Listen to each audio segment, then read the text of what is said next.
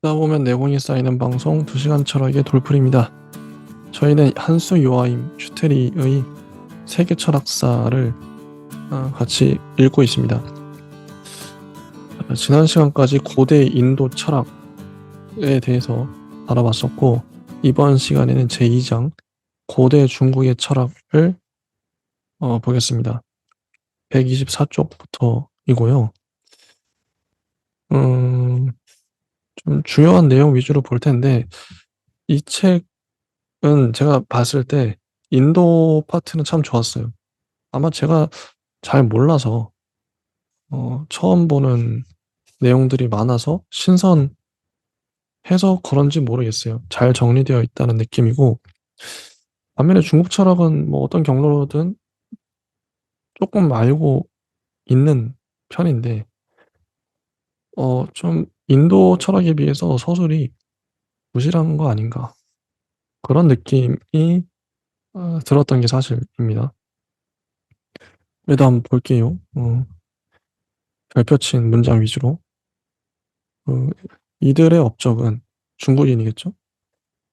토지 이용과 치수는 물론 도자기와 하약, 나침반, 지폐의 발명에서부터 국가 형태와 사회 조직의 정비, 조형예술과 문학에까지 광범위한 분야에 이른다.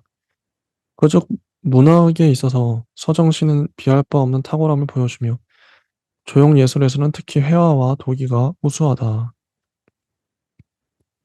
어, 전설에 따르면 문자의 발명과 혼인제도의 도입, 음악의 완성, 젓가락의 발명, 그 밖에 수많은 문화적 업적 모두가 이 신화적 통치자들에게서 비롯된 것이다.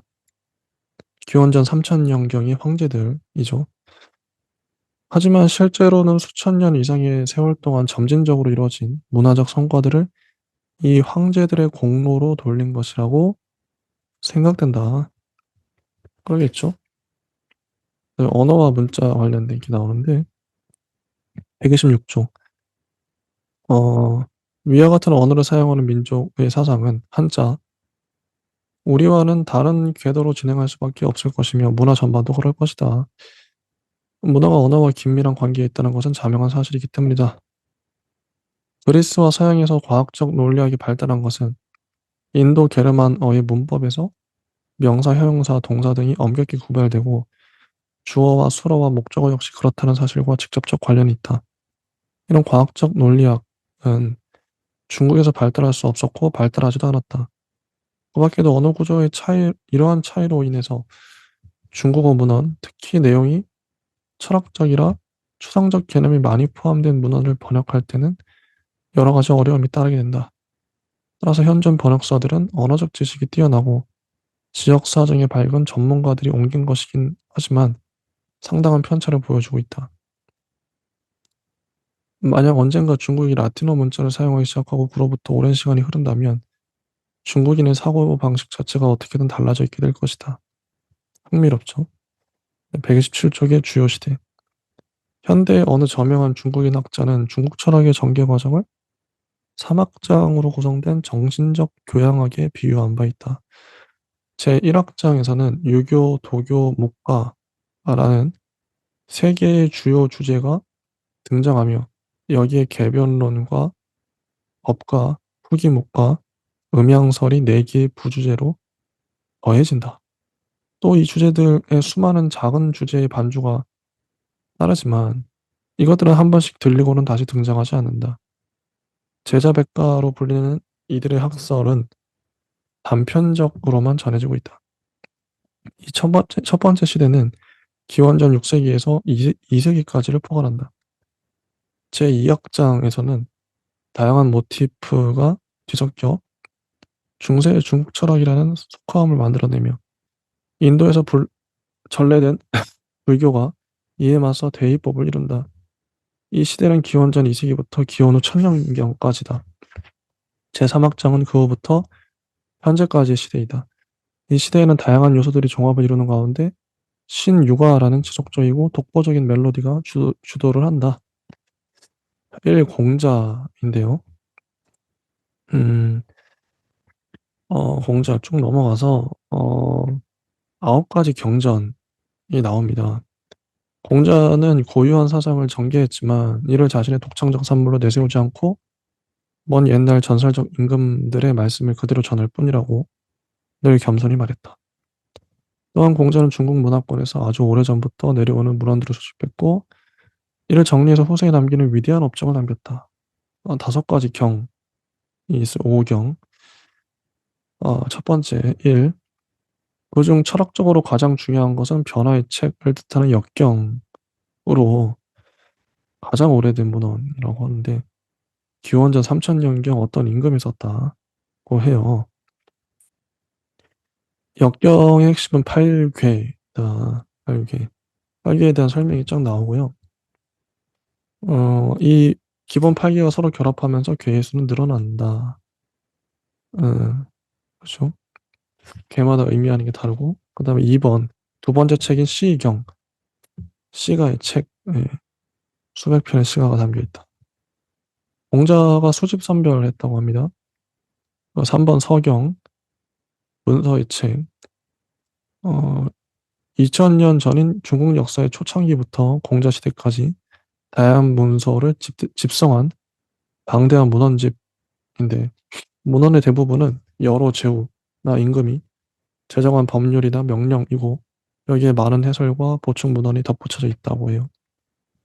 4번 공자 자신이 쓴 춘추 어, 기원전 772년에서 480년 동안의 노나라 연대기라고 하고요. 5번 마지막으로 예기 즉 예의범절의 책은 분량에서 가장 방대하다. 공자가 죽은 후에 나왔지만 일부 내용은 공자가 직접 썼다고 해요. 예의범절, 습속, 반세 뭐 이런 것들 적혀 있고요. 오경이라고 하죠. 그다음에 사서가 있습니다. 사서를 보면 논어, 공자의 언어를 수록한 책이죠. 어. 그다음에 2번 위대한 학문을 뜻하는 대학, 3번 중용, 절제와 치우치지 않음의 가르침, 4번 사서의 마지막은 맹자가 지은 것이다. 이렇게 나옵니다. 아홉 경전이라 사서 5경과 사서 9경전, 경전이라고 총칭되기도 한다고 합니다. 네, 그 다음에 3번 유교 철학의 특성. 공자 철학의 두드러진 특징은 인간과 실천적 생활에 주안점을 둔다. 는 것이죠. 논리학, 윤리학, 형이상학으로 이루어진 완결체가 아니다. 한 철학의 한 특수 분야로서 논리학은 공자의 관심사가 아니었다고 해요. 135쪽의 사도덕적 이상. 공자의 사상은 문자 그대로 인본주의적이며 현자의 이상이다. 도덕적 원칙. 그다음에 5번 국가와 사회 넘어가면 공자가 이처럼 도덕적 자세를 부단히 강조한 데는 그만한 이유가 있었다. 공자가 본격적으로 활동하기 이전부터 중국 사회는 도덕적 구성력이 사라지고 풍속이 와해되었으며 무절제한 자유사상도 팽배하기 시작했다. 이치에 없는 말을 그럴듯하게 떠벌리는 개발론자들이 진리의 교사를 자처하면서 전통적 종교와 정부를 헐뜯었고 성과 악의 상대성을 주장하기도 했다. 이런 상황이었죠. 통치자들은 이런 개변론자들과 격렬한 투쟁을 벌였다. 당시 도덕이 붕괴될 조짐을 보이고 어떤 면에서는 이미 붕괴로 치닫자 공자는 고결하고 진지한 자세로 목소리를 높였다. 그는 전통적으로 유지되어 온 사회 질서의 원칙들을 회복하자고 민중과 지배자에게 호소했다. 음, 그렇습니다. 저 공적 교육의 증대와 개선을 외쳤고 예의 범절 교육 중시했고 그렇죠? 그다음에 노자가 나오는데요. 노자 노자도 쭉쭉 넘어가서 우리가 이미 아는 것들이 너무 많이 나와 있기 때문에 모란 근본적으로 세계에 불과한 궁극 원인이다. 그것은 모든 법칙 중의 법칙이며 모든 척도 중의 척도다. 어, 현자의 길인 도, 어, 그죠? 쭉쭉 넘어가서 이제 이미 아는 것들이 많이 나옵니다. 어, 가장 훌륭한 것은 물처럼 되는 것이다. 이런 인용문도 많이 나오고요. 음, 쭉 넘어가서 고대의 도교. 노자의 학설에는 기족주의적인 면이 있다. 그다음에 묵자가 나오는데요. 묵화죠. 어, 세 번째로 중요한 조류. 고대 중국 사상에서 공공복지를 촉진하고 악을 제압하라. 이것이 묵과의 신조이다.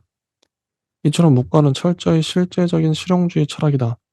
묵자에 따르면 고대 통치자들은 천하를 다스릴 때 나라의 부와 인구의 증대라는 두 가지 목표를 세웠다. 묵자는 일체의 이론과 실제적 조치를 분명한 기준, 즉 국민 복리와 인구 증가를 촉진시키는가 아닌가라는 기준에 따라 평가한다. 특히 해로운 작용을 하는 것은 재화를 파괴하고 가족을 흐트리고 인구를 감소시키는 전쟁이다. 따라서 묵자와 그의 추종자들은 전쟁을 신랄하게 비판하며 본격적 군축론을 제시하기도 하였다. 같은 이유에서 묵자는 유교가 높이 평가한 음악과 예술을 중시하지 않았다. 묵자에 따르면 음악은 국민의 조세와 노역 부담을 키울 뿐이다. 또한 통치자가 음악을 즐기면 농부와 상인, 관료도 음악에 빠져 생산적 활동이 저해될 것이라고 묵자는 생각했다. 이처럼 묵자의 사상은 철저히 실천적 성격을 갖고 있으며 그에 걸맞게 독단론의 입장도 멀리하고 있다. 여기서는 모든 것의 기초가 실제적인 생활 경험이다. 묵자에 따르면 모든 철학 이론은 세 가지 요건을 갖추어야 한다. 즉, 철학 이론은 튼튼한 기초를 가져야 하며 비판적 검증을 거쳐야 하고 또 실생활에 응용될 수 있어야 한다는 것이다. 묵자의 경우에도 모든 이론의 기초가 되는 것은 현명한 옛 통치자들의 행위다. 그죠? 만약 사람들이 보았거나 들었다고 한다면 나도 운명이 존재한다고 말하겠다. 하지만 운명을 보았거나 들었다고 하는 사람이 없으니 나는 운명이 존재하지 않는다고 말하겠다. 이게 묵자고, 어, 윤리적인 면에서 보면 묵자의 철학은 상당히 높은 수준에 도달했다. 인신론적 부분에선 얼마간 미숙함을 보인다고 해요. 유명한 겸해의 원리. 다른 나라를 자기 나라처럼 생각하고 남의 가족을 자기 가족처럼 생각하고 다른 사람을 자기 자신처럼 생각하라. 겸해. 내가 남을 사랑하면 남도 나를 사랑한다. 그죠? 음, 전통 종교 및 초자연적 힘에 대한 신앙과 관련해서 위대한 중국 사상들의 입장을 정리해 본다면 노자가 가장 좌측에 있고 그는 종교를 비판하거나 거부하는 입장을 취한다. 그에 비해 가장 우측에 있는 사상가는 묵자다. 그는 고대 중국에서 종교를 옹호했던 대표적 인물이기 때문이라고 해요. 공자는 중도를 취한다고 합니다. 그다음 명가, 궤변론자들. 묵자가 죽은 후로 1세기 동안 다시 궤변론자들이 득세했으며 그중 해시와 공손용이 가장 유명했다. 명가라고 불리는 이들. 논리적 기술에 의해서 명제에 이르렀다. 이들이 한 말이 뭐 갈색말과 검은 황소를 더하면 셋이 된다. 흰 말은 말이 아니다. 나는 새의 그림자는 움직이지 않는다. 이런 말들 했다고. 자, 그다음에 신목가. 어, 논 고대 중국의 세 가지 지배 사상, 즉 유교, 도교, 목가는 논리적 구명이 아니라 올바른 삶의 태도에 주안점을 두었다는 데서 공통점을 갖는다. 신목가학파의 주장에 따르면 인간은 모든 인식 활동에서 자신을 직접적으로 둘러싼 환경과 대결하며 인식의 기능은 오로지 인간으로 하여금 올바른 결정을 내리게 하는 데 있다. 인식하고 파악해야 할 적절한 대상은 공공복지와 악을 제거해 특히 쓸모있는 것들이다. 네, 법과 세세한 항목까지 면밀하게 짜인 법을 제정하고 이를 통해 올바른 원리를 준수해야 한다고 역설했다. 154쪽으로 넘어가면 공자의 위대한 제자들이 나옵니다. 맹자. 인성에 관한 독특한 이론, 심리학적 기초를 마련해 줬다고 해요. 인간은 선하다. 이런 말하고 인간은 인간의 천성은 근본적으로 선하다. 사회 비평가로 활동했다고. 어, 맹자는 통치자가 아니라 백성을 고찰의 중심 대상으로 삼았다. 그다음에 순자, 인간의 천성은 악하다. 음, 어? 그다음에 중용이 나오는데, 조화가 우주적인 법칙이다. 이게 저희가 이제 띄엄띄엄 읽을 수밖에 없는 게 내용이 짧기도 하고 이미 우리가 아는 내용이 많아서 이후 발전 과정에 대한 조망과 평가가 나와요. 중국의 중세 철학. 어, 기원전 200년에서 기원 후 1000년경까지 중국 철학의 암흑기라고 불린다고 해요. 왕충이 당시 등장하고 냉철한 이성에 근거해서 중세에 경직된 유교를 열렬히 비판했으며 경험과 이성적 판단을 내세워 모든 종류의 사교를 공격했다. 왕충에서 구현된 이처럼 냉정한 것이 지성적 비판 정신에 힘입어 전승된 저술에 대한 면밀한 문헌 비판이 싹떴다. 음양설, 중국 음양설이 나오고, 그다음에 중국의 불교, 기원 후 20년에서 기원 30년 동안 후한의 황제인 명제치하의 불교가 중국에 전래되었다고 합니다. 음, 그, 그리고 중국 정신에서는 어떤 식으로든 급진적 극단적 경향을 갖는 사주는 존속하지 못한다. 중국인들은 중용을 지향하며 대립적인 것과 분열적인 것을 더 높은 통일로 중재하려 했습니다. 이것은 유교의 주요 모티브이다. 종합하려는 시도. 중국에서 오늘날까지 존속하는 불교의 5대 주요 종파 역시 모든 극단을 거부하는 성향을 갖고 있다고 해요. 그다음에 신유가 시대가 나오고요. 음, 자, 164쪽에 제1기인 송대 나옵니다. 이기 하면서 이 주의가 나오네요. 주의. 음, 주희, 성리학. 그다음에 왕양명이 나오고요. 경험론 나옵니다. 그다음에 이제 166쪽으로 가면 중국 철학의 일반적 성격과 의의가 있는데 요거 읽고 끝내면 될 것 같아요. 어쩌다 보니까 너무 간략하게 정리가 됐네요. 뭐. 중국 철학의 몇 가지 특징을 정리해 보자. 음, 1번 중국 철학 사상의 기본 모티브가 되는 것은 조화에 대한 추구이다. 중용, 즉 조화로운 균형은 유교를 비롯한 많은 사상에서 꾸준히 목표로 설정되고 있다. 조화. 공동체적인 성향이 강하죠. 2번 이런 경향은 모든 철학 유파에서 인간과 우주의 일치라는 이념을 낳게 된다. 3번 더 나아가 인간과 자연의 일치라는 이념도 산출된다. 4번 모든 종류의 편향성과 극단성에 대한 중국인의 반감은 조화의 추구와 긴밀한 관계가 있다. 중국인은 어떤 문제에서든 이것이냐 저것이냐 양자택일보다 이것도 저것도의 양자 합의를 선호한다. 즉 대립의 상태에 머무는 일 없이 상호 제약성이 내포된 탈대립의 측면을 찾으려 애쓰며 그렇게 하여 좀 더 높은 관점에서 화합을 이뤄내려 한다. 화합 좋네요. 5번 이와 긴밀히 결부된 것이 두 원리의 교작용이라는 사상이다. 우리는 거의 모든 학파에서 양과 이와 기, 이성과 물질 등의 이름을 가진 능동적 원리와 수동적 원리를 발견하게 된다. 6번 대립된 것들을 상호 배타적 관계에 방치하지 않고 종합하려는 경향은 중국인의 세계관적 특징인 관용성과도 긴밀히 결부되어 있다. 어, 공존. 7번 물론 이처럼 커다란 관용성은 무관심성과 아주 명확히 구분되지는 않는다. 그렇죠? 8번 이런 특성과 연관된 것이 바로 중국 철학의 인본주의 정신이다. 중국 철학 중에서 인간을 중심에 놓지 않는 학설은 없다. 올바른 인간 삶을 영위하는 것에 주안점이 두어져 있고. 9번 중국인의 생각에 따르면 인간의 행복이란 자존감과 절제, 내면적 조화, 그리고 마음의 평화가 불가결하다.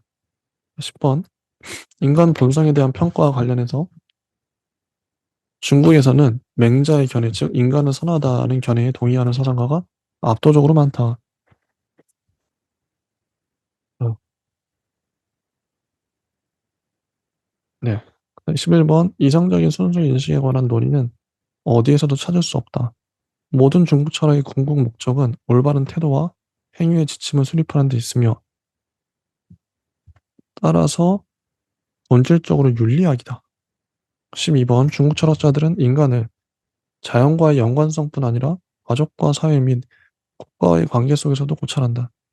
따라서 모든 중국 철학은 정치학 내지 사회 철학이다.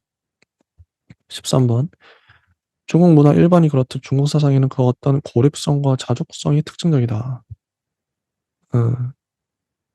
그래서 중국에 유입되어 항구적으로 정착한 그 정신사조로는 불교가 유일했다고 합니다.